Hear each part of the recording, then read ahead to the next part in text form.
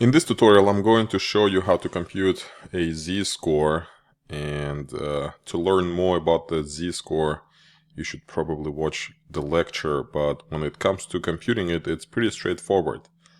A z-score of an observation measures how many standard deviation it is from the mean. So to find it, we have to take given observation, subtract the mean. This tells us how far it is from the mean. If it's positive, it's to the right. If it's negative, it's to the left. And divide this difference by sigma, which is the standard deviation. So this is the formula. In our case, the mean is given to be 10.5. Sigma is given to be 3.7. And the observation that we're looking at is 14. If you're wondering about what does this subscript I represent, well, subscript I just represents the index of that data point in the data set.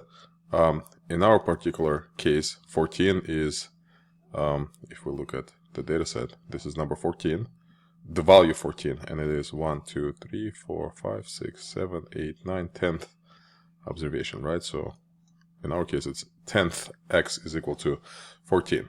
Anyway, the z-score of this observation will be equal to 14 minus 10.5 divided by 3.7. So go ahead, grab your calculator and do the math. 3.5 divided by 3.7 is roughly 0.09459 and so on, and we're going to round it to 2 decimal places, so our answer is 0.95. So to get the credit, we're going to enter the answer and press submit, and that's how you compute the z-score. If you have any questions, please reach out.